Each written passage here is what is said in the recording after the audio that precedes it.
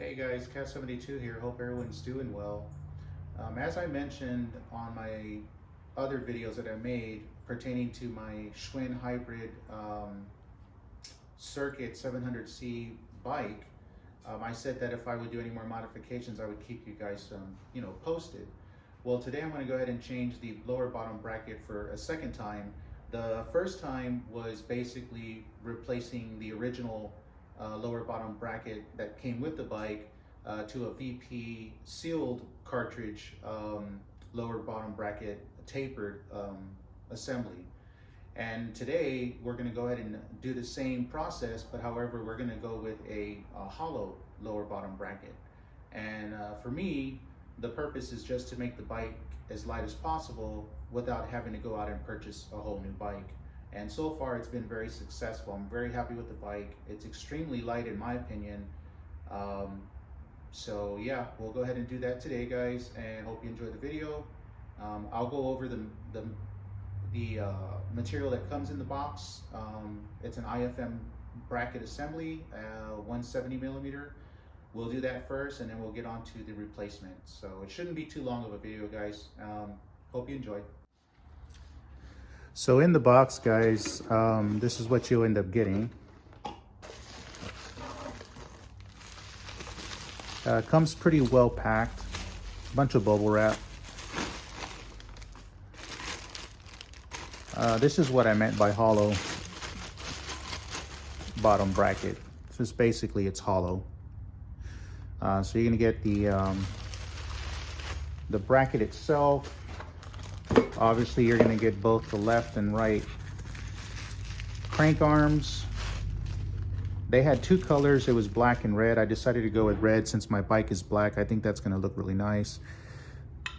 So there you have that. Like I said, it's made by IXF, and not sure what the Gianakun is. Perhaps maybe the manufacturer. I'm not sure. That might be the brand. I don't know. It comes with, well, they didn't come with this tool, by the way, guys. I had to order this separate. It was about $8 on Amazon. I'll put the link in the description, and you're gonna need this to torque the what I'm about to show you next, the cartridge ends. And then here's your actual cartridge. And as you can see, it's hollow. So that's what it means by hollow bottom bracket. Extremely light, so I'm hoping this is going to reduce a lot more weight on the bike. And then of course it comes with your 3 spacers, and the purpose for that is because I believe this the width can be anywhere from a 68 to 73 millimeter. If I'm wrong, I'll put the correction here in the video, but these are spacers to compensate for that spacing you might need. And then of course these are just, you know, your end caps, but we'll get to that here on the installation part of it. And then as far as hardware goes, you get your, they give you a little, I don't know, plastics, generic little hex tool and wrench tool all in one. You get your cap, which goes at the end of the arm, a seal. And then you get your actual chain ring screws. And in case you're wondering, guys, the chain rings holes, the separation on the distance between one to the next is going to be 74 millimeters, and then the bottom bracket diameter is going to be 23.79 millimeters, in case you're wondering. So that's all you get in the box, and like I said before, that's a 170 millimeter crankset, meaning from here to here it's 170 millimeter. So yeah, let's go ahead and get this started, guys. Hope you enjoy the video. So guys, before I install this, I want to just do a quick weight comparison between the two setups. And what I mean by that, it's only going to be the bottom bracket, the left and right crank, and that's it. I'm not going to include the chain ring, and I'm not going to include the screws because I only want to test what these actually weigh as a whole. So let's go ahead and start with the new replacement. This will be in grams. Can you all see that? Yeah, okay. Well, there we go.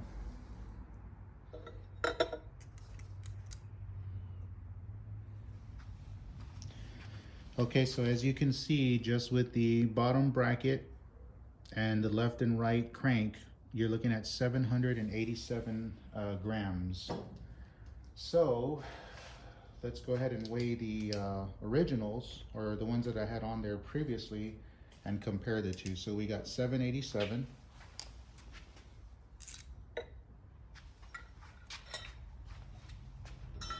Let me just set this aside.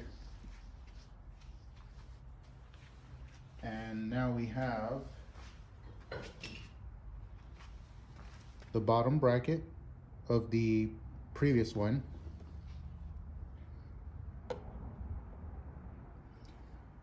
And then the left, oh shoot, the left and right crank arm. But I will include the mounting screws, because remember, this was tapered. So that has to be included, because that's the only way the arms will hold on to the bracket, whereas the other one, it's a different setup.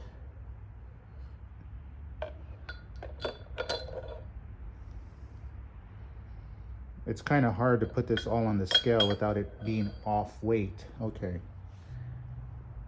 So it looks like 870. Let me just center it, make sure.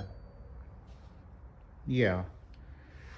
So that's a difference of 787 versus 870, just so you guys are aware. Of course, we didn't do the pegs, and we didn't do the actual chain ring. I'll tell you what, I'll throw those on there now just so we can see what that would weigh included.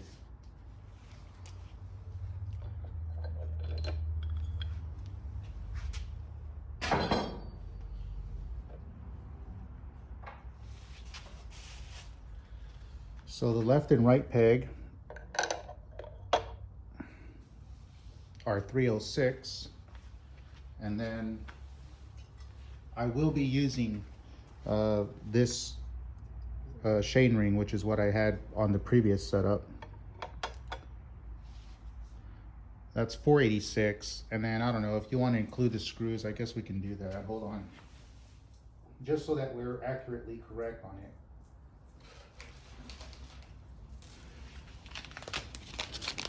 I have to use these because I cannot include the ones that I had previously, because the cranks, the setups were different as far as what the screws came with.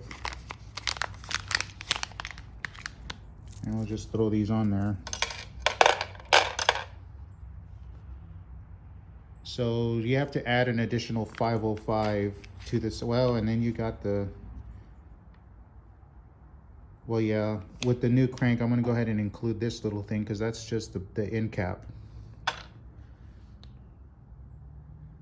So it would be 511 grams with using the original pegs, the chain ring, and that's going to go on to the 511 grams would be added to the 787 grams, which is the new setup, and that's your total weight. Just wanted to share that with you guys. All right, let's go ahead and continue on with the setup.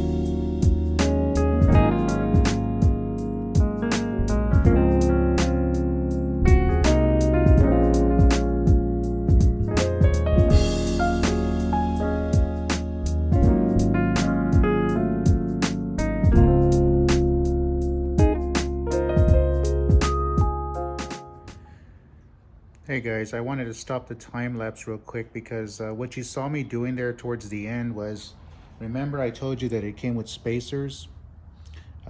Before you bolt everything in torque wise, I had to use one spacer, and the reason why I say, you know, check it out first or test it first is because you want to make sure that the distance between the crank arm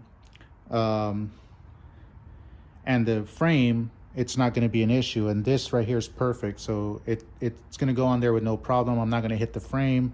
And then you saw me put the chain ring on here a little while ago. I was testing to see if the chain ring would not hit my frame as well, and it had a good distance.